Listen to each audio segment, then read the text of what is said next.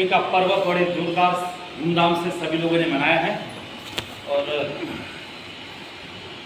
इसी कड़ी में आगे परंपरा को आगे बढ़ाते हुए गुरु महाराज का स्वागत के लिए संजय भैया से निवेदन करता हूं कि वे आए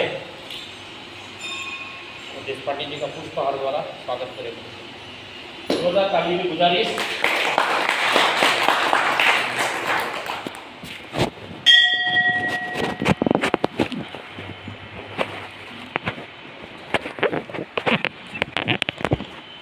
जय श्री कृष्ण। श्री कृष्ण गोविंद हरे मुरारी हे नाथ नारायण वासुदेव। श्री कृष्ण गोविंद हरे मुरारी हे नाथ नारायण वासुदेव। श्री कृष्ण गोविंद हरे मुरारी हे नाथ नारायण वासुदेव। श्री कृष्ण गोविंद हरे मुरारी हे नाथ नारायण वासुदेव। श्री कृष्ण गोविंद हरे मुरारी हे नाथ नारायण वासुदेव। श्री कृष्ण गोविंद हरे मुरारी हे नाथ नारायण वासुदेव। गोपाल कृष्ण भगवान की जय। प्राप्त स्मरामि संस्फुरदात्मतत्त्वं सच्चित् सुखं परमहंसगतिं तुरीयं यत्स्वप्नजागरसुषुप्तिमवैति नित्यं तद्ब्रह्म निष्कलमहं न च भूतसंगाः। समचरण सरोजं सान्द्रनीलाम्बुदाभं जगन्निहितपाणिं मण्डलं मण्डनानां तरुणतुलसीमालां कज्जलं कञ्जनेत्रं सदयधवलहासं विठ्ठलं चिन्तयामि। कृष्णाय वासुदेवाय हरे परमात्मने प्रणतक्लेशनाशाय गोविन्दाय नमो नमः। वसुदेवसुतं देवं कंसचाणूरमर्दनं देवकी परमानन्दं कृष्णं वन्दे जगद्गुरुं। ब्रह्मानन्दं परमसुखदं केवलं ज्ञानमूर्तिं द्वन्द्वातीतं गगनसदृशं तत्त्वमस्यादिलक्ष्यम् एकं नित्यं विमलमचलं सर्वधी साक्षिभूतं भावातीतं त्रिगुणरहितं सद्गुरुं तन्नमामि। सद्गुरुनाथ महाराज की जय। गोपाल कृष्ण भगवान की जय। श्री जय श्री कृष्ण। पिछले समय 10 श्लोक में पूरे किए थे और ये 10 श्लोक तक जबकि इस अध्याय में गुणत्रय विभाग योग नाम का योग विषय भगवान ने बताया है। 10वें श्लोक में रजोगुण और तमोगुण को दबाकर सत्वगुण और तमोगुण को दबाकर रजोगुण और रज सत्व इनको दबाकर तमोगुण होता है। यह जो बात भगवान ने कही, अब इसके बाद में इसके आगे भगवान कहते हैं कि अन्य 2 गुण जो है सत्व रजत तम, इसमें से कुछ 2 गुण एक गुण को दबाते हैं और ये 2 गुण दबा के एक गुण पैदा होता है। रजत तमो को दबाकर फिर सत्व पैदा। वैसे जो बताया उसमें अभी एक गुण निर्माण हुआ, उसकी वृद्धि हुई, तो उसके लक्षण क्या है ये 11वें श्लोक से बताते हैं। सर्वद्वारेषु देहिस्मिन् प्रकाश उपजायते ज्ञानं यदा तदा विद्या विवृद्धं सत्वम इति उच्यते। भगवान कहते हैं कि जिस समय इस देह में तथा अंतःकरण और इंद्रियों में चेतनता और विवेक शक्ति उत्पन्न होती है, उस समय ऐसा जानना चाहिए कि सत्वगुण बढ़ चुका है। लक्षण बड़ा सुंदर बताया है कि इंद्रियों में चेतनता और विवेक शक्ति। वैसे देखा जाए तो इंद्रियों का धर्म है, वो अपने अपने कार्य के लिए उद्युक्त रहते हैं और सचेतनता है, इसलिए हमारी इंद्रियों में काम करती है, अन्यथा वो काम नहीं कर सकती। चेतना इसका मतलब केवल हिलने डुलने की शक्ति इतना ही नहीं है। सत्कर्मों में प्रवृत्त होने की इच्छा अगर होती है तो समझ लेना कि सत्वगुण की वृद्धि हो रही है। और दूसरी बात है, विवेक शक्ति हमने उत्पन्न होना चाहिए। सत असत विवेक, जैसा विवेक शक्ति ऐसा शब्द हम प्रयोग करते हैं, तो शक्ति का मतलब हम अर्जित करते हैं, ठान लेते हैं और प्रयास पूर्वक वो अपनाने की कोशिश करते हैं। लेकिन यहाँ कहा गया है कि विवेक की प्रवृत्ति ही तैयार होना चाहिए। विवेक यह स्वभाव का एक भाग, एक हिस्सा होना चाहिए।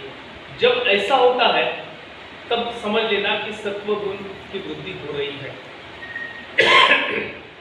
बहुत बार यह उदाहरण बताया, आपको भी पता होगा कि विवेक पूर्ण वृत्ति कैसी होती है। एकनाथ महाराज के बारे में बता, मैंने इसके पहले तो बताया होगा, लेकिन एक संदर्भ देके फिर से थोड़ा सा आगे चलेंगे। जब वो स्नान करने नदी में गए तो उन्होंने देखा एक बिच्छू नदी में बह रहा है, कोशिश कर रहा है अपनी जान बचाने की। इन्होंने देखा कि अभी बिच्छू नदी में गिरा है, बहते बहते जाएगा, मर जाएगा। उन्होंने गए अपने हथेली पे पानी समेत बिच्छू को लाए और किनारे पे रख दिया। अब जब उन्होंने वो बिच्छू को उठाया, ला रहे थे, तो बिच्छू है, वो डंक मारा उसने, फिर भी उन्होंने अपना काम किया। फिर भी वो बिच्छू किनारे से फिर से नदी की ओर चलते चलते गया, पानी में फिर से बहने लगा। इन्होंने फिर से जाके उठाया, बाजू रख दिया। ऐसा 2-4 बार हुआ। आजू बाजू वाले देखने वाले लोग होते हैं, बोलने लगे कितना मूर्ख आदमी है कि वो बिच्छू बार बार इन्हें डंक कर रहा है, लेकिन फिर भी ये नदी से उठाकर इसको बाहर ला रहे हैं। तो एकनाथ महाराज ने उनको बताया कि ये बिच्छू है, बहुत ही रेंगने वाला कीड़ा है, लेकिन वो भी अपना धर्म कभी छोड़ता नहीं। तो मैं मेरा मानव का धर्म जो है, दयालुता जो है, वो क्यों छोड़ूं? यानी सब प्राणी मात्र के प्रति, उनके प्रति एक सहज भाव से प्रेम उत्पन्न हुआ और कोई ऐसा व्यवहार नहीं होता जो अविवेक युक्त है। तात्पर्य क्या कि जिस समय देह में तथा अंतःकरण में ये इंद्रियों की चेतना और विवेक शक्ति उत्पन्न होती है, तब ऐसा जानना चाहिए कि सत्वगुण की वृद्धि हो रही है। इसका ये भी मतलब है कि हमें दूसरा थर्मामीटर लगाने की जरूरत नहीं है। हमारी वृत्ति कैसी है जानना हम पर निर्भर होता है। हम पहचान सकते हैं कि हम कौन से रजोगुणी है, तमोगुणी है, सत्वगुणी है। आगे बताते हैं, इस प्रकार सत्वगुण की वृद्धि के लक्षणों का वर्णन भगवान ने किया। अब रजोगुण के वृद्धि का लक्षण करते हैं। लोभ प्रवृत्ति आरंभ कर्माणाम अशम स्पृहा रजसी एतानि जायन्ते विवृद्धे भरतर्षभ। कहते हैं, हे अर्जुन, रजोगुण के बढ़ने पर क्या क्या होता है? लोभ बढ़ता है और प्रवृत्ति, ये प्रवृत्ति यानी विषयों की प्रवृत्ति, इस ऐहिक विषयों की प्रवृत्ति बढ़ती है और स्वार्थ बुद्धि से कर्मों का आलंबन किया जाता है, आचरण किया जाता है। दूसरे एक बात है, सकाम भावना से कोई भी कार्य करने की तीव्र मनीषा होती है। अशांति और विषय भोग की लालसा यह मन में पैदा होती है। ऐसा जब भी लक्षण दिखे समझ लेना हमें रजोगुण की वृद्धि हो रही है, रजोगुण बढ़ रहा है। लोभ प्रवृत्ति आरंभ, लोभ आता है मन में। बहुत बार ऐसा होता है, ये व्यवहार में देखा गया, दानी लोग दान करते हैं या कुछ बांटने की बात आती है, तो बहुत लोगों में यह एक वृत्ति होती है कि जो अच्छी चीजें निकाल लेना, बाकी का दान कर देना। या घर में बच्चा होता है, माँ उसको जो क्या खाने के पदार्थ देती है, उसको पहले ज्यादा हिस्सा दो, बाकी को थोड़ा थोड़ा बांट दो। यानी एक वस्तु चीज के बारे में एक लोभ की वृत्ति पैदा होती है और स्वार्थ बुद्धि से कर्मों का सकाम भावना से आरंभ होता है। स्वार्थ बुद्धि से जो भी करना है मेरे लिए करना है, कुछ तो भी मेरा स्वार्थ उसमें निहित होता है। और सकाम भावना एक विषय ऐसा आता है कि काम्य बुद्धि होती है, काम्य भक्ति, और एक पूरी तरह से सत्व भक्ति होती है। काम्य बुद्धि में जो भी कोई कर्म करना है उसके पीछे कुछ न कुछ लाभ की भावना होती है।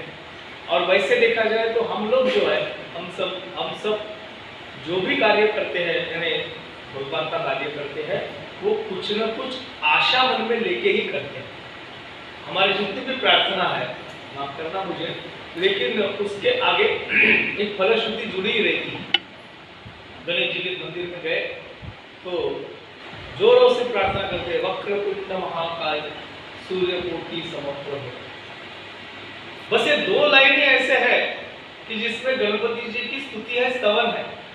बाद में निर्विघ्नं कुरु देव सर्व कार्येषु सर्वदा, यह फलश्रुति मांगना है। यानी तात्पर्य क्या है कि हमारी परमात्मा के प्रति जो समर्पण वृत्ति है उसको जोड़ के ही हमारी जो एक स्वार्थ बुद्धि है, काम्य भावना है, वो जुड़ी हुई कि मैं तो आपके दर्शन करता हूँ, आपको नमन करता हूँ, निर्विघ्नम, मेरा कार्य निर्विघ्न होना चाहिए। ये अशांति या ऐसी सकाम भावना, इसका निर्माण होना मतलब रजोगुण की बुद्धि हो गई है। और विषय भोगों की लालसा, विषय भोगों में बहुत लालसा होती है। पिछले समय मैंने उदाहरण दिया था कि आजकल तो मॉल खुल गए, मॉल में जाके हम ऐसी चीजें खरीद के लाते हैं कि जिसकी कोई भी जरूरत नहीं होती। ये केवल इंद्रियों के भोग पूरे करने के लिए हमें इस साधन संपत्ति, साधन सामग्री को अपने पास लाने की हमारी इच्छा होती है। ये रजोगुण को दर्शाता है। अब रजोगुण के लक्षण के बाद में तमोगुण की बुद्धि के लक्षण बताते हैं। और प्रकाश अप्रवृत्ति च प्रमाद मोह एव च तमसि एतानि जायन्ते विवृद्धे कुरु नंदन। भगवान कहते हैं कि हे कुरु नंदन, हे अर्जुन, तमोगुण के बढ़ने पर अंतःकरण और इंद्रियों में अप्रकाश और कर्तव्य कर्मों में अप्रवृत्ति और प्रमाद अर्थात व्यर्थ चेष्टा और निद्रादि अंतःकरण की मोहिनी वृत्तियां, ये सब भी उत्पन्न होते हैं। पहली चीज बताया कि अंतःकरण और इंद्रियों में अप्रकाश, इंद्रियों का जिस कारण के लिए हमें वापर या उपयोग करना चाहिए उसके अलावा जो चीजें त्याज्य है, निंद्य है, उसमें हमारे इंद्रियों का प्रयोग करना, इसे इंद्रियों में अप्रकाश होना ऐसा बोलते हैं। इसलिए तुकाराम महाराज ने प्रार्थना की थी भगवान से कि मेरे सब इंद्रिय जो है वो आपके काज लगे, आपके कारण उनका क्या सब व्यापार चले। उन्होंने कहा, डोळे तुम्ही घ्यावे सुख, कहा विठोबाचे मुख, तुम्ही ऐका रे कान माझ्या विठोबाचे गुण, तुका म्हणे माझ्या जीवा नको सोडू या केशवा। सब इंद्रिय मुझे प्राप्त हुए हैं, लेकिन उनको अपने अपने विषय है और वो अपने विषयों की चेष्टा करते करते वह कुछ अपने इस जन्म की भलाई के बारे में सोचते नहीं, इसीलिए तेरे ध्यान में इन सबको लगा। यानी इंद्रियों की चेतना प्रकाश इसको बोलेंगे, लेकिन ये वृत्तियां नहीं होती तब इंद्रियों में अप्रकाश होते हैं। और कर्तव्य कर्मों से अप्रवृत्ति, जो भी हमारे कर्तव्य कर्म है उससे परा हटने की हमारी प्रवृत्ति होती है। पिछली बार मैंने बताया था, आलस्य, प्रमाद और निद्रा, यह 3 बड़े दुर्गुण हैं और ये तीनों के कारण हमारी अधोगति होती है। ये कर्मों में अप्रवृत्ति ये आलस्य के कारण होती है या निद्रा के कारण होती है और वो हमारे जीव को अत्यंत प्रिय होती है। प्रमाद अर्थात चेष्टा, निद्रा के अंतःकरण की मोहिनी वृत्तियां, ये सब उत्पन्न होते हैं। तब समझना कि मेरे में तमोगुण की वृद्धि हो रही है। इस प्रकार तीनों गुण की वृद्धि के भिन्न भिन्न लक्षण भगवान ने बताए। अब आगे के 2 श्लोकों में उन गुणों में से किस गुण की वृद्धि के समय मरकर मनुष्य किस गति को प्राप्त होता है यह बतलाया है। उनसे गुण की वृद्धि के समय अगर आदमी का ध्यान हो गया तो उसकी क्या गति प्राप्त होती है, उसको इसका वर्णन हमें 2 श्लोकों में करते हैं। यदा सत्वे प्रवृत्ते प्रवृद्धेतु प्रलयं याति देहभृत् तदा उत्तम विदान लोकान अमलान प्रतिपद्यते। जब यह मनुष्य सत्वगुण की वृद्धि में मृत्यु को प्राप्त होता है। तब तो उत्तम कार्य करने वालों के निर्मल दिव्य स्वर्गादि लोगों को प्राप्त होता है। जब हमारे अंदर सत्वगुण की वृद्धि हुई है और तब वृद्धि हो गई, तो होता क्या है, या भगवान बताते हैं कि निर्मल दिव्य स्वर्गादि लोगों को प्राप्त करता है। योनियों के प्रकार बताते समय से बताया गया कि हमारी मनुष्य योनि जो है ये मध्यम योनि है। इससे ऊपर वाली जो योनियां है उसमें यक्ष, देव, किन्नर वगैरह आते हैं, और निम्न योनियां जो है पशु पक्षादि योनियां है, और उसके भी निचले स्तर में वृक्ष वेली है। अगर सत्वगुण के वृद्धि के समय अगर मृत्यु हो जाए तो हमें उच्च योनि प्राप्त होती है। तुकाराम महाराज ने बड़ा सुंदर कहा है, पाप पुण्य करुणी जन्माए तो प्राणी।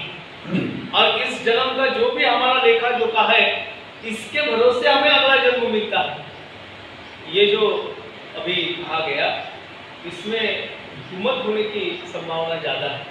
यहाँ गीता में कहा गया कि सत्वगुण की वृद्धि जब होती है और वृद्धि हो गया तो उच्च श्रेणी, उच्च योनि प्राप्त होती है। और दूसरी बात ये है कि हमारे कर्मों के अनुसार हमें अगला जन्म या अगली योनि मिलती है। अंत समय में क्या हुआ, सत्वगुण की वृद्धि है नहीं है, लेकिन आयु भर जो हमने पाप पुण्य किए उसका लेखा जोखा हमारे अगले जन्म में प्रभावित करता है। तो थोड़ी विसंगति लगती है, लेकिन इसका कारण ये है अंते मति सागति। जन्म भर जो भी हमने काज किए, जो भी कर्म किए, जिसमें भी हमने हमारे मन को लगाया वही तो अंत समय में याद आएगा।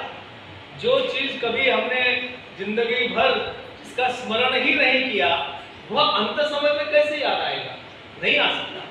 पिछले बार भी मैंने एक उदाहरण बताया कि एक महात्मा के पास कोई सज्जन पहुंचे और बताया उनको कि मैंने बहुत सारे पाप किए हैं, मुझे डर लग रहा है कि अगला जन्म मेरा जो है अत्यंत क्या भयानक होगा या विपरीत होगा, तो मुझे मोक्ष प्राप्त होना चाहिए, ऐसा कुछ उपाय आप बताओ। महात्मा जी ने कहा बड़ा सरल, मोक्ष तो किसी को भी प्राप्त हो सकता है। वो बोला मैंने तो सुना बहुत कठिन बात, मोक्ष सारे को नहीं मिलता। तो वो महात्मा जी ने उनको कहा कि ऐसा समझ कि बस ये जब भी मृत्यु समीप आ गया तब तो भगवान का नामस्मरण करते रहे, कभी भूलना नहीं। अपना अंत समय जब निकट आएगा तब तो भगवान का नामस्मरण कर ले, इससे तेरी प्रगति जो है वो सुधर जाएगी। बड़ा खुश हुआ, प्रणाम किया महात्मा जी को, घर आया। जब मृत्यु समय आएगा तब भगवान का स्मरण करना है, अभी करने की जरूरत है नहीं, ऐसा सोच के घर में आ गया। और बीवी ने देखा कि बड़े प्रसन्न है, बहुत ही खुश हो रहे हैं। क्या हुआ? वो बोले अभी मुझे मोक्ष का साधन प्राप्त हुआ, मेरे गुरुजी ने मुझे साधन बताया। पत्नी बोले क्या बताया? उन्होंने कहा बोले कि जब अपना अंत समय निकट आएगा तब भगवान का नामस्मरण करना, उनकी पूजा पाठ करना, उनकी आराधना करना, तब आपको अच्छी गति मोक्ष प्राप्ति हो जाएगी। बीवी बोले कि क्या बात कर रहे हो? बोले आपने मैंने वैसे भी देखा जाए तो महिलाएं ज्यादा बुद्धिमान होती है। बोले आपको कैसे पता चलेगा कि आपका अंत समय निकट आ गया? वो महात्मा ने बोला आप भी बोले उनको जैसा सुन के वापस आ गए, पता तो चले निकट समय, मृत्यु समय निकट कब आएगा? वो बोले हाँ ये बात तुम्हें पति भी कही। वो तो पूछना ही भूल गया महात्मा जी। फिर से गया महात्मा जी के पास, उन्होंने देखा फिर से आया, क्या हो गया? बोले महात्मा जी तो पूछना भूल ही गया, आपने कहा जब मृत्यु समय निकट आएगा नामस्मरण करना, लेकिन ये मुझे कैसा पता चलेगा मेरा मृत्यु समय निकट आ गया? और आपने भी बताया नहीं, आज से 2 साल 5 साल। तो महात्मा जी बोले मुझे लगा बोले तू समझ गया, ऐसा मान के चल अगले पल में मेरा मृत्यु है। और ऐसा समझ के फिर एक का परिवर्तन होता है, जैसे ही स्मरण होगा कि अगले पल में मरने वाला हूँ तो नामस्मरण की छूटेगा नहीं। एक महात्मा ने अपने शिष्य को बताया था कि बोले मेरा मन नहीं लगता, बहुत सारे पुण्य काज करता हूँ लेकिन मन नहीं लगता। तो उन्होंने बड़े प्रेम से उनको समझाया कि मृत्यु का चिंतन करो। अब यह जब मृत्यु का चिंतन करो। हमारे धर्म में, हमारे परंपरा में मृत्यु को बहुत मंगल माना गया, मृत्यु को बहुत मंगल माना गया। प्रत्यक्षवत जो घटनाएं बड़ी दुखद होती है, अमंगल मानते हैं, लेकिन हमारे यहाँ वो पढ़ते हैं ना, अस्तोमा सद्गमय तमसोमा ज्योतिर्गमय और मृत्योर्मा अमृतम गमय। तुकाराम महाराज ने कहा की आपुले मरण पाहिले म्या डोळा, तो झाला सोहळा अनुपम्य। तात्पर्य क्या, हमारे धर्म में मृत्यु को मंगल माना गया। कारण यह है कि जैसे ही मृत्यु होता है हम यह जो भव पीड़ा जो है उससे मुक्त हो जाते हैं। और ऐसा कहते हैं, इतना सच है झूठ है पता नहीं, लेकिन मैंने पढ़ा है कि कहा गया कि जब अंतिम समय बस तभी ऐसी स्थिति क्रिटिकल, बहुत ही क्रिटिकल, ऐसे समय उस आत्मा को पता चलता है कि मुझे बचाने के लिए कोशिश तो कर रहे हैं डॉक्टर, आपसे कोई बातचीत भी कर रहे हैं, बचेगा नहीं बचेगा, वो सब देखते, लिंग देह के माध्यम से वो सब देखते रहता है। और जैसे ही वो प्राण निकल जाते हैं तब दूसरे गति में वो चला जाता है। बड़ा आनंद उसको होता है कि चलो ये जन्म से मेरा छुटकारा हो गया। तात्पर्य क्या है कि अगर सत्व गुण की वृद्धि जब शरीर में है, जब हमारे चेतना में है, तब अगर मृत्यु हुआ तो उच्च श्रेणियां, उच्च योनियां प्राप्त होती है। और आगे कहते हैं रजसी प्रलयम गत्वा कर्म संगीषु जायते तथा प्रणीन तमसी मूढ़ योनिषु जायते। रजोगुण के बढ़ने पर मृत्यु को प्राप्त हुआ तो कर्मों की आसक्ति वाले पुरुष जो होते हैं उसमें उसकी क्या गति पैदा होती है। और तमोगुण के बढ़ने पर मरा हुआ मनुष्य, कीट, पशु आदि मूढ़ योनियों में जन्म लेता है। जिस काल में रजोगुण बढ़ता है उस काल में अगर मृत्यु हुई तो क्या होता है, तो आसक्ति वाले मनुष्यों के योनि में पैदा होता है। हमने अपने व्यवहार में या अपने आजू बाजू हमने बहुत सारे ऐसे समाज हम देखते हैं कि कुछ लोग बहुत ही कर्मासक्त होते हैं। कर्मासक्त यानी अपनी शरीर की, अपने कामकाज की आसक्ति बड़ी उनकी रहती है, दूसरे किसी में ध्यान नहीं देते। वो आसक्त रहते हैं, प्रपंच में आसक्त है, कर्म में आसक्त है, देह में आसक्त है। ऐसे जो आसक्तिमान पुरुष है उनमें जन्म होता है रजोगुण की वृद्धि के कारण। और तमोगुण में जो तमोगुण की वृद्धि के समय जिसका वृद्धि होता है वह कीटक या पशु आदि योनि में पैदा होता है। क्योंकि इसका कारण हमने पहले श्लोक में देखा है कि क्यों कीटक या पशु के जन्म में जाता है। पशु, कीट या जीव जो है मनुष्य के अलावा उनका केवल इतना ही धर्म होता है कि क्या आहार निद्रा भय मैथुन, उसके अलावा बुद्धि नाम की चीज नहीं है, या मैं कुछ अपना अगला जन्म सुधारूं इसका कोई विचार नहीं, विवेक नहीं। इसलिए तमोगुण ही कहा गया। और तमोगुण की प्रजा जो है वह यह पशु वगैरह होते हैं। सत्व, रजा और तम इन तीनों गुणों की वृद्धि मरने में भिन्न भिन्न फल भगवान ने अभी तक बताए। इनसे यह सब जानने की इच्छा हो रही है कि किस प्रकार किस गुण की और किसी गुण की वृद्धि क्यों होती है। एक सत्व गुण की वृद्धि या रजो गुण की, तमो गुण की क्यों होती है, ऐसा प्रश्न आता है। तो उसके बारे में भी भगवान बताते हैं कर्मणा सुकृतस्य आहु सात्विकम निर्मलम फलम रजस तु फलम दुःखम अज्ञानम तमसा फलम। श्रेष्ठ कर्म का तो सात्विक अर्थात सुख, ज्ञान और वैराग्य आदि निर्मल फल कहा गया। कर्म शुद्ध होना चाहिए, विशुद्ध कर्म करना चाहिए। जितने भी हम कर्म करते हैं वह कर्म अत्यंत विशुद्ध भावना से होना चाहिए। अब ये विशुद्ध भावना कैसी होगी कर्म, इसका भी उत्तर भगवान ने गीता में दिया ही है। यत् करोसि यदश्नासि यद्योसि ददासि यत् तपस्यसि कौन्तेय तत् कुरुष्व मदर्पणम। भगवान कहते हैं कि ईश्वरार्पण बुद्धि से अगर आप कार्य करने लगे तो निश्चित वह कर्म निर्मल हो जाता है। बहुत सारे सज्जन ऐसे होते हैं कि वो उस केवल कहते नहीं है, उनकी क्रियाएं वैसी ही होती है, जैसी भगवान की मर्जी है वैसे ही मेरे हाथ से कर्म होती जाएगी। ये धारणा दृढ़ हुई, इसका मतलब ही यह है कि श्रेष्ठ कर्म ये होते हैं और सात्विक कर्म होते हैं। सुख ज्ञान और वैराग्य आदि निर्मल फल उसका मिलता है। राजस कर्म का फल दुख होता है। राजस कर्म अगर बढ़ गए तो उसका फल केवल दुख होता है। जो भी काम करने जाओ उसकी अंतिम गति दुख पर्यवसनी होती है। बहुत बार लोग ऐसा भी बोलते हैं कि मैं जो भी काम करता हूँ तो बिगड़ ही जाता है, सही काम होता ही नहीं है, और जो भी अच्छे काम करने जाओ तो भी पीड़ा आती है। यह रजोगुण का फल है। और तामस कर्म का फल अज्ञान कहा गया है। तामस कर्म करने से अज्ञान, माने अज्ञान की बुद्धि होती है, अज्ञान बढ़ता है।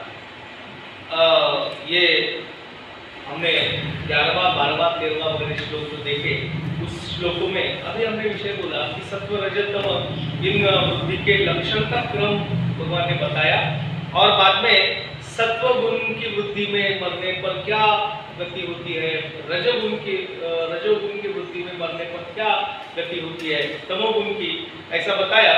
और जो जो लक्षण माने गए ये हमारे हमारे व्यवहार में चलते रहते हैं, होते रहते हैं। अब सत्ता को जान लेने के लिए ज्ञान आदि की उत्पत्ति सत्व और आदि गुणों के कारण बतलाए है। जो इस पूरे जगत पे कार्य करने वाली सत्ता है, जिसको आप अंतिम सत्य कहते हैं, उसको जानना यह परम ज्ञान है। ये ज्ञान प्राप्ति के लिए कौन से गुणों की क्या उपयोगिता है, इसका यहाँ विवेचन करते हैं। सत्वात् संजायते ज्ञानम रजस लोभ एवच प्रमाद मोह तमसा भवत अज्ञानम एवच। बहुत सुंदर बताया। सत्व गुण से ज्ञान उत्पन्न होता है। अब ज्ञान इसका मतलब क्या है? बहुत बार हमें ऐसा लगता है कि जो हमारी किताबी विद्या है, डिग्रियां है, इससे ज्ञान कहते हैं। ज्ञानवान पुरुष किसे कहते हैं? कि जो बड़ी विद्वत्ता जिन्होंने अर्जित की है, यूनिवर्सिटी से वगैरह डिग्रियां प्राप्त की है। लेकिन अध्यात्म शास्त्र में इसे ज्ञान नहीं कहा गया। ज्ञान क्या है?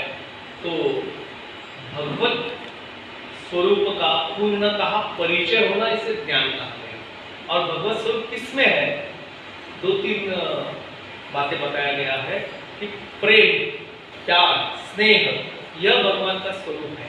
स्नेह यह भगवान का स्वरूप है। दूसरा बताया विश्वास, यह भगवान का स्वरूप है। विश्वासो फलदायक कहा, विश्वास तो ईश्वर, ऐसा बताते हैं। ये इसको ज्ञान कहा गया।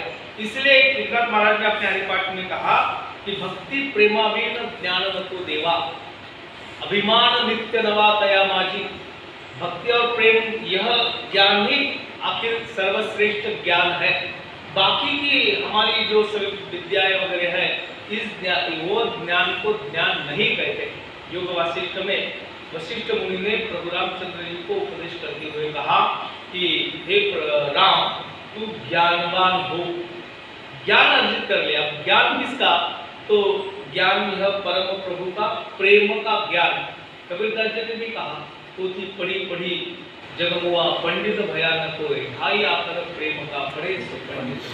पंडित उसे कहा गया, वह ज्ञानी आत्मा कहा गया। यह सत्वगुण से ज्ञान उत्पन्न होता है और रजोगुण से निस्संदेह लोभ निर्माण होता है। जब भगवान श्री कृष्ण या वृंदावन में थे, गोपियों के संग अनेक प्रकार की लीला हुई, रास क्रीड़ा हुई, जिसका वर्णन बड़े चाव से लोग बताते भी है। लेकिन ऐसा नहीं है। ये वृंदावन की जो गोपियां थी, अनपढ़ थी। वैसे देखा जाए तो गोप थे जो गैया चराते थे, उनको किसी किताबी विद्याओं को अवगत नहीं थी। लेकिन उनके बारे में ये कहा गया कि भगवान के प्रति, कृष्ण के प्रति इतना उनका स्नेह था, इतना प्रेम था कि कृष्ण के बिना कोई काज करने की कल्पना भी वो कर नहीं सकते थे। इसीलिए कहा गया कि गोकुळीच्या लोका झाले ब्रह्मज्ञान, केलिया वाचून जप तपे। जिनको जप तप करके वो ब्रह्म ज्ञान की प्राप्ति कर लेना पड़ता है, वह गोकुलवासी लोगों को कोई जप जाप तप करने करने के बजाय ही प्राप्त हुई, क्योंकि उनके अंतःकरण में भगवान के प्रति अत्यंतिक प्रेम था और यह प्रेम ज्ञान का स्वरूप है। रजोगुण से लोभ निर्माण होता है। लोभ किस पर? अगर भगवान से लोभ हो गया तो बड़ी अच्छी बात है, लेकिन लोभ किस पर? नश्वर पदार्थों पे हमारा लोभ जड़ जाता है। पिछले समय मैंने बताया था, वो क्या भंगार खरीदने वाला आता है, अभी दिवाली का समय आ गया, घर की सफाई वगैरह करने के चक्कर में लोग होंगे, जितना भी सामान कूड़ा कचरा करके हम निकालते हैं, उसमें से कुछ चीजें ढूंढ के घर में फिर से रख लेते हैं। तात्पर्य क्या? ये लोभ का कारण है। जैसे बाहरी चीजों में हमारा लोभ है, तैसे अंदर होने वाली चीजों में भी हमारा अत्यंतिक लोभ होता है। कल ही मैंने पेपर में न्यूज पढ़ी, आप लोगों ने भी पढ़ी होगी, कि अभी हम अपनी इच्छा जाहिर कर सकते हैं। भाई 70-75 साल की उम्र हो गई और कुछ व्याधि जड़ गई, डॉक्टरों ने कहा कि बहुत सारी भारी प्रक्रिया, ऑपरेशन वगैरह करना पड़ता है, बड़ी क्लिष्ट प्रक्रिया है, थोड़ी तकलीफ है, लेकिन करना पड़ेगा। उनका तो लाइफ सेविंग ये धोरण रहता है डॉक्टर लोगों का। तब वह आदमी अपनी इच्छा जाहिर कर सकता है कि आगे मुझे ट्रीटमेंट करना नहीं करना। अगर वो लिख के रखे कि इसके बाद में मेरे पे ट्रीटमेंट नहीं करना, तो उसका यह इच्छा पत्र उस आदमी का जो है वो ग्राह्य माना जाएगा। बहुत निर्णय ऐसा कष्टप्रद लगता है, लेकिन थोड़ा विचार करके देखे तो पता चलता है कि व्याधि से भयंकर तो इलाज ही है। आईसीयू में जाके जब भी देखते हैं तो बड़ा कष्ट होता है, देखने लायक चीज नहीं होती। तात्पर्य ऐसी पीड़ा से मुक्ति, आता मज करी या दुखा वेगळे, दुरिताचे जाळे उसवुनी, ऐसे कहते हैं कि ये जो है, जो मुझे बांध के रखने वाली ये जो पीड़ा है, क्रिया है, इनसे मुझे मुक्त कर। इसलिए बोलते हैं जरा जर्जर आदमी हुआ तो वो सतत प्रार्थना करता है कि भगवान मुझे अपने चरणों में उठा ले। रजोगुण से निस्संदेह हमारे जीवों प्रति लोभ होता है, और तमोगुण से प्रमाद और मोह उत्पन्न होते हैं और अज्ञान भी होता है। तमोगुण की वृद्धि जब होती है तब प्रमाद होने लगते हैं, हाथ से प्रमाद यानी दोष, और मोह उत्पन्न होता है और अज्ञान भी निर्माण होता है, ज्ञान की पूर्ण समाप्ति होती है। अज्ञानवश कुछ क्रियाएं आदमी से होती है, अज्ञान के कारण। ये भागवत में बहुत सारी कथाएं ये अज्ञानवशता के कारण वो होती है। वो पहली कथा आती है, आप लोगों ने भागवत को बहुत बार सुना होगा, धुंधुकारी। ये धुंधुली और धुंधुकारी का जो आख्यान है, वो धुंधुकारी जो है वो अत्यंत उन्मत्त है, पाप कर्मों में प्रवृत्त है। उसे समझाया तो भी मानने को तैयार नहीं, क्योंकि उसके जो सद्विचार है उस पर ये अज्ञान का आवरण छाया हुआ है। ये तमोगुण की वृद्धि के कारण होता है। सत्वादि तीनों गुणों के कार्य ज्ञान आदि का वर्णन करके अब सत्व गुण की स्थिति कराने और रजो तमो गुणों का त्याग कराने के लिए तीनों गुणों में स्थित पुरुषों की भिन्न भिन्न गतियों का प्रतिपादन करते हैं। कितना शास्त्र हमारा सरल है, देखो कि जो भी चीज भगवान को बताना है स्टेप बाय स्टेप बताना है। जैसे गणित, बीजगणित, भूमिति वगैरह पढ़े हो, वो प्रमेय रहते थे उस समय, तो प्रमेय छुड़ाने के लिए स्टेप बाय स्टेप जाके फिर प्रमेय की सिद्धि या वो उसका हल निकलता था। एक स्टेप अगर बीच की छूट गई, एक हिस्सा छोड़ दिया, तो दोनों बाजू जो है समीकरण की बराबर आती नहीं। वैसे क्या वही खाता लिखने वाले लोग भी होते हैं, इधर का टोटल बराबर आना चाहिए, नहीं आया तो गड़बड़ है हिसाब में, ऐसा होता है। वैसे दोनों समान होते हैं। तो यहाँ पे कहा गया है कि ये भगवान समझाते हैं कि सत्वगुण की वृद्धि होने से क्या होता, तमोगुण की होने से क्या होता, रजोगुण की होने से क्या होता। अब उन पुरुषों की भिन्न भिन्न गतियों का वर्णन करते हैं। एक आगे चला, ऊर्ध्वं गच्छन्ति सत्वस्था, मध्ये तिष्ठति राजसः, जघन्य गुण वृत्तिस्था, अध गच्छन्ति तामसः। सत्वगुण में स्थित पुरुष जो है वो स्वर्गादि भोग भोगते हैं। आयु भर जिन्होंने सत्व गुण के सिवा दूसरा कोई क्या काम नहीं किया या अपनी सत्ववृत्ति कभी त्यागा नहीं, वह स्वर्गादि भोग भोगते हैं। और रजोगुण में स्थित जो होते हैं राजस्व पुरुष, वो मध्य में अर्थात मनुष्य लोक में ही रहते हैं। फिर से यह बात गीता में पुनरावृत्त हुई है कि मृत्यु के पश्चात उसको क्या योनि मिलना है, यह उसके ये त्रिगुणात्मकता पे निर्भर करता है। तमोगुण के कार्यरूप निद्रा, प्रमाद और आलस्य आदि में स्थित तामस पुरुष अधोगति के यानी कीट या पशु आदि नीच योनि में प्राप्त होता है और इसे ही नरकवास कहते हैं। नरक योनि भोगते हैं, ऐसा बोलते हैं। महाभारत में अश्वमेध पर्व यह आता है। युधिष्ठिर ने अश्वमेध नाम का यज्ञ किया था, उसका वर्णन जो महाभारत में आता है वह वर्णन भी इस वर्णन से मिलता जुलता है। उसे ही श्रेष्ठ, मध्य और निम्न श्रेणी या योनि कहा गया। अब इसके बाद में नान्यम गुणेभ्य कर्तारम यदा द्रष्टानुपश्यति गुणेभ्यश्च परम वेत्ति मद्भावं सोऽधिगच्छति।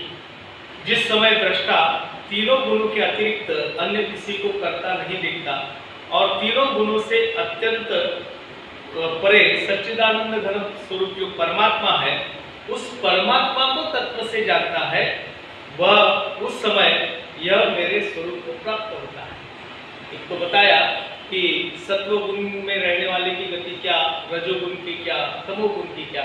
अब इन तीनों गुणों से परे होकर जो एक अत्यंत श्रेष्ठ ऐसी जीवन की अवस्था है, एक योगी अरविंद जी का लाइफ डिवाइन नाम का एक किताब, बड़ा तत्व ज्ञान का किताब है, बड़ा कठिन है, समझने में मुश्किल, थोड़ा सा नहीं, बहुत ही, मेरे जैसे तो बहुत ही भयंकर कठिन है समझ लेना। वो गीता पर ही है। और लाइफ डिवाइन, ये समर्पित आयु क्या होती है, इसके बारे में उसमें लिखा है। एक बड़ा बताते हैं उनके चरित्र के बारे में योगी अरविंद जी के, कि उनको क्या किसी धर्म के प्रभाव में वो आना नहीं चाहिए। भारत में पैदा हुआ, भारत में जन्म हुआ था, बहुत श्रेष्ठ और क्या रईस घराने में पैदा हुए थे। तो ये हिंदू धर्म या किसी धर्म का इनका प्रभाव ना हो, इसलिए उनके पिताजी ने उनके आयु के 8वें साल में ही इंग्लैंड भेज दिया था पढ़ने के लिए। पूरी शिक्षा प्राप्त करने के बाद में जब आ रहे थे, तो आने के बाद में उन्होंने फिर भारतीय स्वातंत्र समर में भी हिस्सा लिया, बहुत सारे काम भी किए। लेकिन उनकी मुलाकात एक बार विवेकानंद जी से हुई। विवेकानंद जी से मुलाकात हुई, मतलब विवेकानंद जी के समाधि के पश्चात विवेकानंद जी से उनकी मुलाकात हुई। ये बड़ा अद्भुत। और विवेकानंद जी ने उनको कहा कि भाई तुम गीता का अनुसरण करो, गीता के उपदेश के अनुसार अपना जीवन यापन करो। तब उन्होंने फिर क्या अपना आश्रम निर्माण किया और गीता के लिए समर्पित ध्यान योग का प्रयोग किया। उसमें ये चिंतन में उन्होंने वो किताब लिखा लाइफ डिवाइन। तो उसमें मैं ये इसलिए बता रहा हूँ कि ये तीनों गुणों के अतिरिक्त जो एक धारणा होती है, तात्पर्य क्या कि कर्ता को नहीं देखना और तीनों गुणों से अत्यंत परे जो सच्चिदानंद घन परमात्मा है, उनको तत्व से जानना। तुकाराम महाराज ने कहा कि तत्व से जाना किसने? दत्त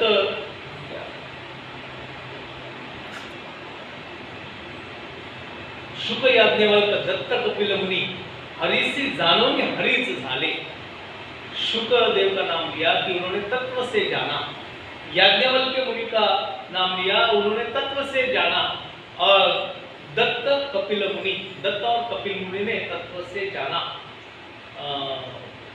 शुकदेव जी का नाम इसमें आया। तो शुकदेव ने राजा परीक्षित को भागवत कथा सुनाई 7 दिन के अंदर मोक्ष प्राप्ति के लिए। तो भागवत कथा बोले तो उस परमात्मा स्वरूप के तत्व का ही वर्णन है, अनेक लीलाओं के माध्यम से वर्णन किया है। तो ये भागवत परीक्षित राजा को सुनाया। परीक्षित में बातों को सुन लिया और प्रश्न पूछा शुकदेव को कि आपने अभी 10वें अध्याय में 10वें स्कंद में जो वर्णन किया भगवान श्री कृष्ण जी का, ये योगेश्वर कृष्ण करके उतरे, अर्जुन को गीता का ज्ञान बताया, उद्धव जी को वैराग्य के साथ ज्ञान बताया, लेकिन मेरे बात एक समझ में नहीं आई कि इतने श्रेष्ठ योगी पुरुष श्री कृष्ण वो मक्खन क्यों चुराते, वो गोपियों के साथ क्यों पीड़ा करते। तो शुक मुनि ने अपने माथे पे हाथ मार दिए कि इतना 6 दिन इनको बताया और आखिरी में सवाल क्या आया, तो कृष्ण जी के लौकिक चरित्र का ही सवाल इनके दिल में आया। इसलिए बोलते हैं कि व्यासो वेत्ति शुको वेत्ति राजा वेत्ति बालवा। कहा है कि जाना किसने, शुकदेव ने जाना, व्यास मुनि ने जाना, जिनको बताया उस राजा ने, परीक्षित ने अंतिम सत्य को, वो तत्व को व्यक्ति बालवा, वो जाना कि नहीं जाना पता नहीं। वैसे ही अर्जुन की स्थिति है, पूरी गीता समझा दिया और बाद में ये सब सुन लेने के बाद में अर्जुन पूछता है कि हे भगवान, अभी आपने तो कर्म संन्यास योग मुझे बताया, ज्ञान संन्यास योग बताया और कहा कि ये निष्काम कर्म करना यही मनुष्य का धर्म है, और आपने ये भी कहा कि ये युद्ध करना केवल तो निमित्त मात्र है। भीष्मास द्रोणास जयद्रथास मी मारिले त्या पुनश्च मारी निशंक झुंजे जय तो तुझाची, ऐसा भी आपने कहा, केवल धनुष्य गाड़ी लेकर खड़ा रहना है, बाकी सब तो मैंने कर चुका, तो अब मैं युद्ध न करके संन्यास ले लूं तो कैसा रहेगा। 8वें अध्याय तो भगवान ने उसको कहा कि ठीक है, यथेच्छसि तथा कुरु, मैंने तुझे समझाना बहुत प्रयास किया, समझा भी दिया, तूने कहा भी था कि मुझे पूरा नष्टो मोहो स्थिति लब्ध्वा हो गए, और फिर से तेरे दिल में अगर ये आशंका आती है तो अब तू जाने तेरा काम है। प्रैक्टिकल बताते हैं भगवान कि यथेच्छसि तथा कुरु, अब तेरे दिल में जो आता वो कर। ये मैं इसलिए कर रहा हूँ कि उस परम पिता परमात्मा को तत्व से जानना आवश्यक है। ये उदाहरण मैंने इसलिए दिए कि इतने निकट रह के भी एक मन में आशंका पैदा होती थी कि वो सच्चिदानंद घन स्वरूप परमात्मा है, उनके पूरे स्वरूप को एक विस्मृति होती, इसलिए वो जीव दशा में अटक जाते हैं। हम तो कभी भी क्षण भर के लिए क्या, तो हमारा पूरा चिंतन ही देह का चिंतन, काया का चिंतन होता है। तो सत्व सच्चिदानंद घन स्वरूप जो परमात्मा है उसे तत्व से जानना कैसे संभव होगा। उस समय वह मेरे स्वरूप को प्राप्त होता है, जिसने मुझे जाना वो मुझ में ही आके मिल जाता है। अब इसके आगे बोलते हैं, गुणानेतान आतिथ्य त्रिम देहि देह समुद्भवान जन्म मृत्यु जरा दुख विमुक्त अमृतम अश्नुते। कहते हैं यह पुरुष शरीर की उत्पत्ति के कारण रूप इन तीनों गुणों को उल्लंघन करके जन्म मृत्यु और वृद्धावस्था और सब प्रकार के दुखों से मुक्त हुआ परमानंद को प्राप्त होता है। कौन सा पुरुष? जो परम आनंद स्वरूप परमात्मा को तत्व से जानता है, वह पुरुष की अवस्था बताई है कि यह पुरुष शरीर की उत्पत्ति के कारण रूप इन तीनों गुणों को उल्लंघन करता है। हमने बताया, गीता ने कहा कि सत्व रजत तमात्मक ऐसे त्रिगुणात्मक हमारा देह है, हमारा शरीर है, लेकिन इन गुणों को उल्लंघन करके गुणातीत अवस्था उसको प्राप्त होती है। जो पुरुष ये शरीर के उत्पत्ति के कारण रूप होने वाले तीन गुण उनको परा करके, इनको उल्लंघन करके जन्म मृत्यु वृद्धावस्था और सब प्रकार के दुखों से मुक्त हुआ परमानंद को प्राप्त होता है। जो सदा सर्वकाल, पहले श्लोक में जिस अवस्था को बताया कि जिसने सच्चिदानंद परमात्मा को जाना, वह पूरी देह की ये जो दशा है इनसे परे हो जाता है। उनको ना जन्म का भय रहता है, ना मृत्यु का भय रहता है, ना वृद्धावस्था जरावस्था का भय रहता है। तुकाराम महाराज कहते हैं, भय नाही जन्म घेता मोक्ष सुखा हनु लाता। वो कहते हैं कि हमें जन्म लेने की कोई भय नहीं है, कोई पीड़ा नहीं है, हमें तो ये जन्म बार बार मिलना चाहिए। तुकामणे गर्भवासी सुखे घालावे आमासी। हमारा तत्वज्ञान ये कहता है कि सबसे बड़ा दुख अगर कोई है तो इस जन्म में पैदा होना, और इस जीवन जैसे पैदा हुए जीवन प्राप्त हुआ तो पीड़ा या कष्ट हमारे प्रारंभ हो जाते हैं, लेकिन जन्म ही नहीं हुआ तो पीड़ा भोगने का कोई कारण नहीं। इसीलिए जन्म न होना चाहिए, ऐसी प्रार्थनाएं हमारा ये तत्वज्ञान करता है। मोक्ष प्राप्ति, निर्माण प्राप्ति, मुक्ति बोलते हैं, लेकिन हमारे संत कहते हैं कि हमें तो जन्म होना चाहिए, भय नहीं, हमें डर नहीं है। मोक्ष सुख अनुराता, अगर मोक्ष प्राप्त हुआ तो वो भी हमें नहीं चाहिए, बार बार हमें पैदा होना है। नामदेव महाराज ने इससे भी आगे जाके कहा, यादसाठी केला होता अच्छा, घेईन मी जन्म यादसाठी देवा, तुझी चरण सेवा साधावया। मैं बार बार जन्म लूंगा और आपकी सेवा करूंगा। इस पुरुष के शरीर के ये तीनों गुण का उल्लंघन करके फिर वो उस सब दुखों से मुक्त हो जाता है और परमानंद को प्राप्त करता है। अब अर्जुन प्रश्न पूछता है, थोड़ा दो श्लोक ले लेते, 5 मिनट है, 2 श्लोक कर लेते, जो ने 1 श्लोक कर देते। वो अर्जुन का प्रश्न है, भगवान का उत्तर अर्जुन उवाच, इस प्रकार जीवन की अवस्था में 3 गुणों के अतीत होकर मनुष्य अमृतत्व को प्राप्त होता है। अर्जुन ने सुनी, मुझे श्लोक पढ़ना इसलिए आवश्यक लगा कि यह बात अर्जुन ने सुनी और उसे बड़ा रहस्य लगा, मुझे बड़ा आश्चर्य हुआ और एक उसके दिल में प्रश्न निर्माण हुआ कि गुणातीत जो आपने बताया अभी भगवान, उसके लक्षण, उसका आचरण और गुणातीत बनने का उपाय क्या है, ये जानने की इच्छा पैदा हो गई। जब भी आजकल बड़ा फैशन चल रहा है मोटिवेशनल स्पीच, क्या उत्साह देने के लिए प्रेरक ऐसे व्याख्यान और ऐसे मोटिवेशनल स्पीच देने वाले वक्ता जो होते हैं बहुत बड़े बड़े सक्सेस स्टोरीज बताते हैं, बहुत बड़े बड़े लोगों की कहानियां बताते हैं कि कैसे एकदम से क्या बिल्कुल छोटी अवस्था से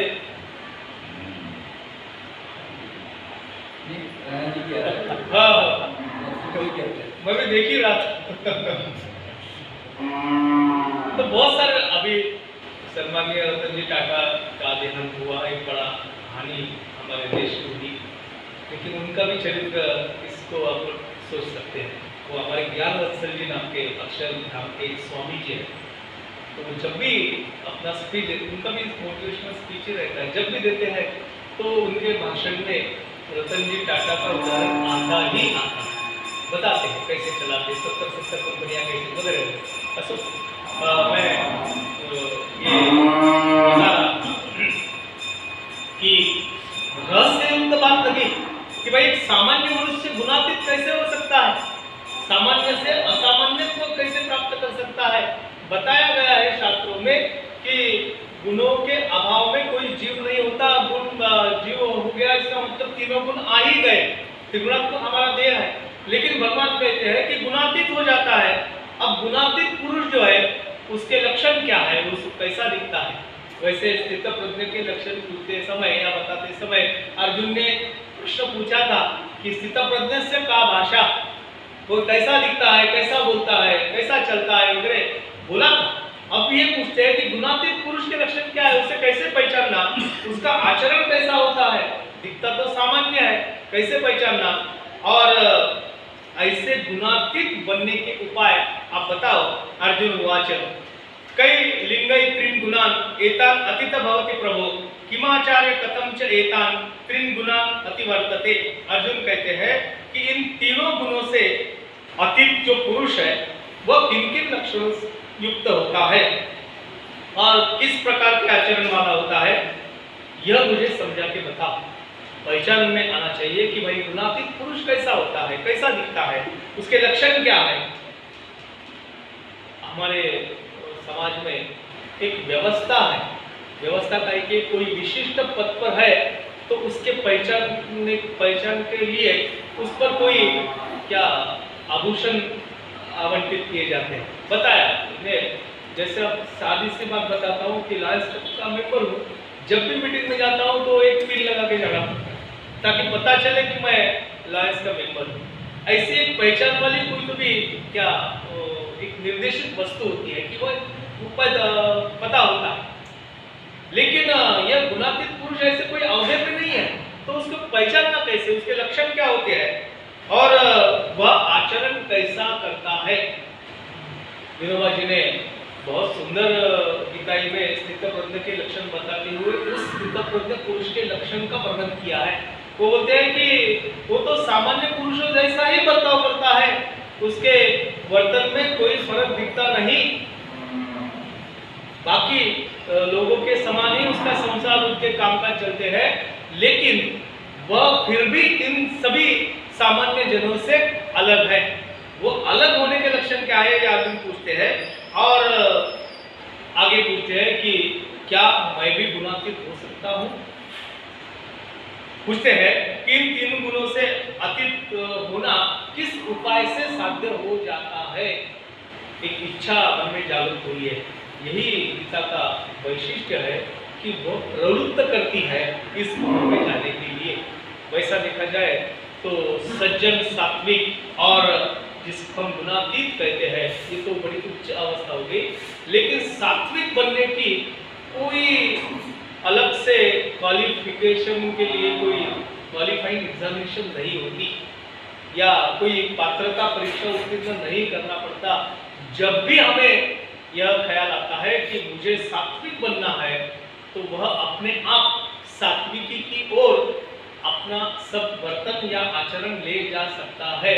इसके लिए आयु का बंधन नहीं, इसलिए कोई ज्ञान का बंधन नहीं, कोई सभ्य शिष्ट समाज के बीच रहकर ज्ञान प्राप्त करने का संबंध नहीं।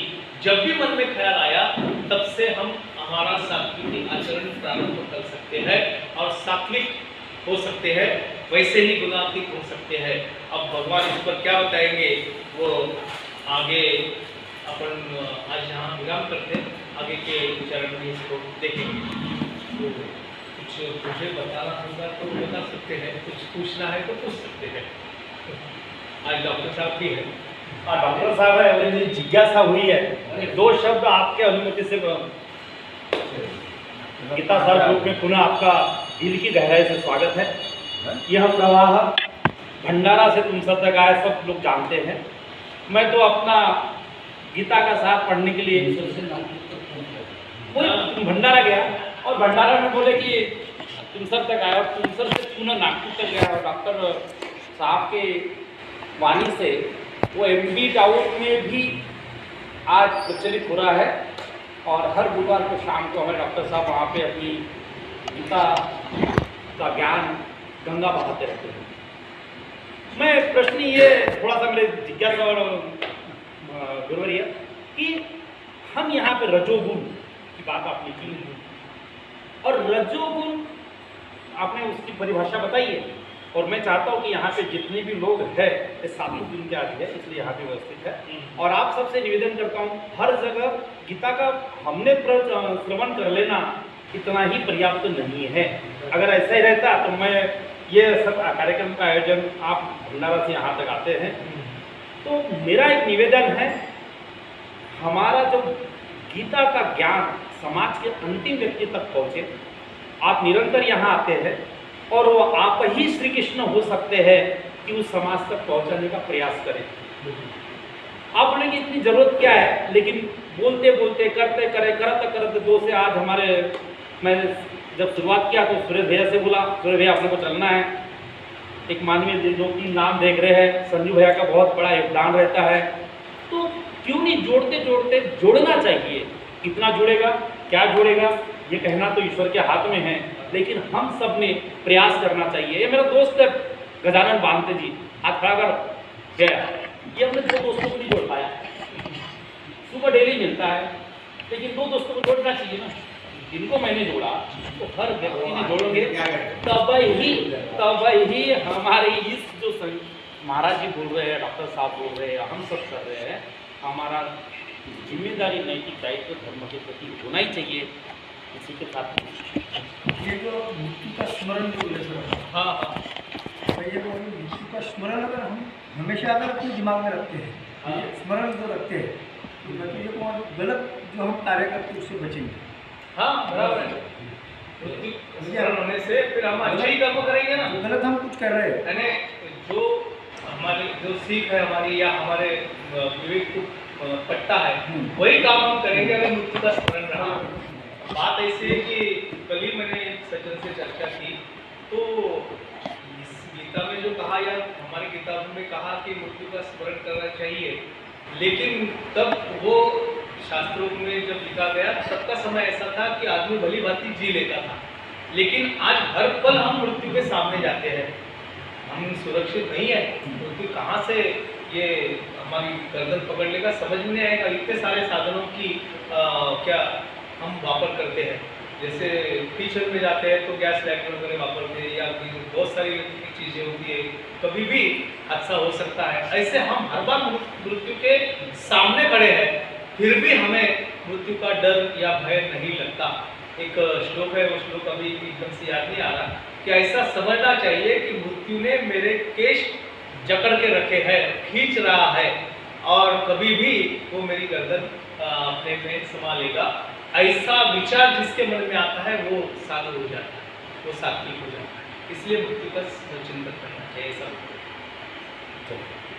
नाम संकीर्तनम यस्य नाम संकीर्तनम यस्य सर्व पाप प्रणाशनम सर्व पाप प्रणाशनम प्रणामो दुःख शमनः प्रणामो दुःख शरणं तन्नमामि हरिं परम तन्नमामि हरिपरं नाम संकीर्तनम यस्य नाम संकीर्तनम यस्य सर्व पाप प्रणाशनम सर्व पाप प्रणाशनं प्रणामो दुःख शमनः प्रणामो दुःख शरणं तन्नमामि हरिं परम तन्नमामि हरिपरं नाम संकीर्तनम यस्य नाम संकीर्तनम यस्य सर्व पाप प्रणाशनम सर्व पाप प्रणाशनं प्रणामो दुःख शमनः प्रणामो दुःख शरणं तन्नमामि हरिं परम तन्नमामि हरिपरं। गोपाल कृष्ण भगवान की जय जय जय श्री श्री कृष्ण। कृष्ण। आरती करेंगे।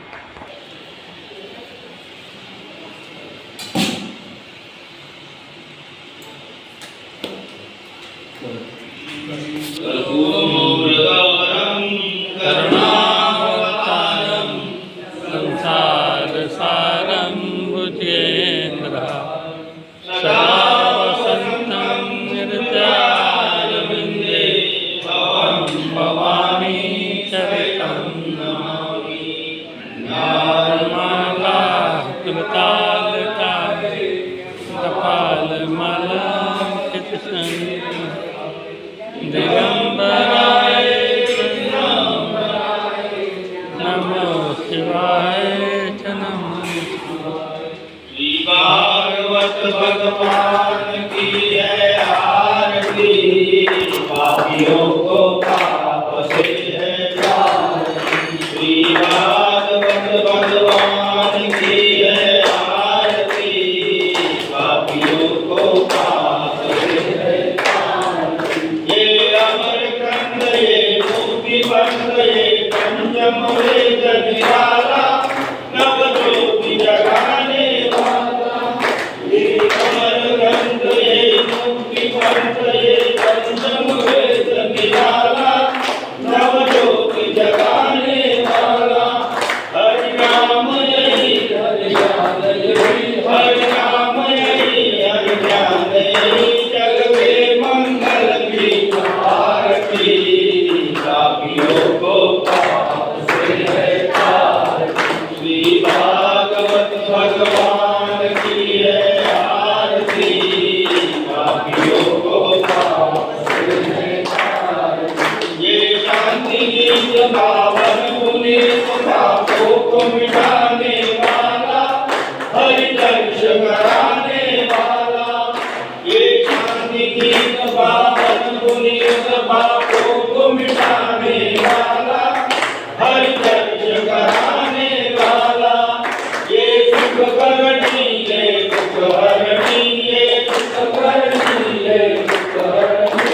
श्री मधुसूदन की आरती,